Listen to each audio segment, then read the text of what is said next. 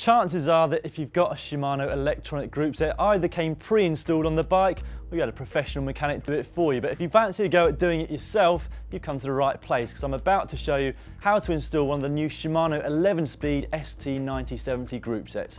To install the actual electronic parts of the group set, all you're going to need is a 2 and a 5mm Allen key, plus one of these specialist Shimano tools, a TLEW02. You're also going to need the tools to remove and replace your crankset and bottom brackets, and to finish the job off, a chain tool. Di2 kits have everything you need to fit the wiring, junction boxes and battery.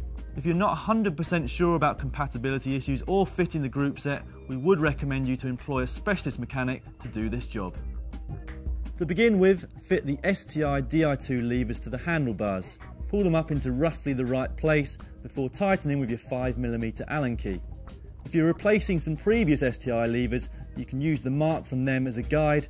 However, bear in mind that different levers have different ergonomics, so you might want to ride it out on the road before you put your bar tape on.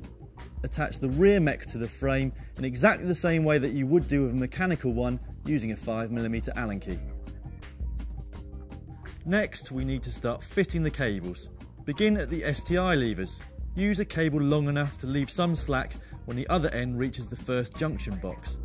Attach a cable to the top of the 3 holes on each side using the Shimano tool. Strap the junction box mount onto the underside of the stem using the rubber band provided. Cut off any excess and then slide the actual junction box onto the mount. If you have bars with internal cable routing, thread the cables through and then pop the ends of them into either side of the box using the Shimano tool. Next, take a longer cable and put one end into the middle hole of the junction box. Our frame has internal cable routing, so thread the other end of the cable through the frame until the end pops out the side of the bottom bracket shell. Next, feed one of the shorter cables through the frame hole by the front mech until it also comes out the side of the bottom bracket.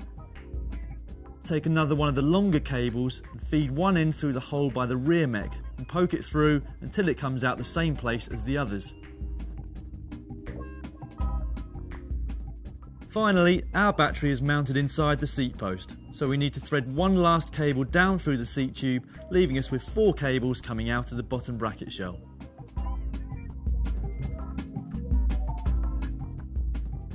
Routing cables internally is easier said than done, but we have got a new video coming soon with some extra hints and tips. Next, take the other smaller junction box and press the cable ends in using your tool. It doesn't matter which cable goes in which hole, but for neatness, put the forward facing cables in the front and the others in the back. Feel inside your frame to see which internal hole is the biggest and push the junction box and all of the wires up into it. It's time to replace your bottom bracket and crankset.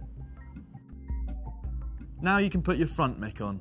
Ours is a band-on, and like a mechanical mech, the bottom of the outer cage should be around 2mm above the chain rings. Once the mech is tightened into place, use your 5mm Allen key to loosen the screw on the drive side of the mech, and then use your 2mm Allen key to set the frame stop screw. Next, you need to adjust the high and the low stops on the front and rear mechs. The method is exactly the same as mechanical mechs, and you can see how to do it by checking out our video here.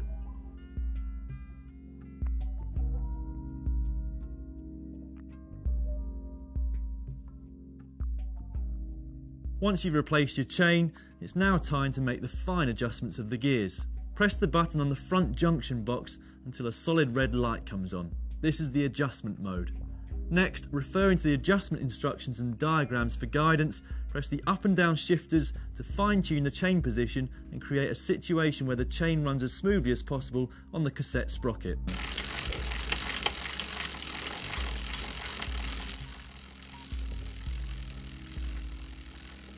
Then press the button on the junction box again so that the red light goes off. This is regular shifting mode. Repeat this until every gear shift is perfect, then do the same on the other shifter to adjust the front derailleur so that the chain shifts and runs smoothly on both chain rings. Finally, you need to replace the brake cables and rewrap the bar tape. We'll be making separate instructional videos for both of these, so watch this space.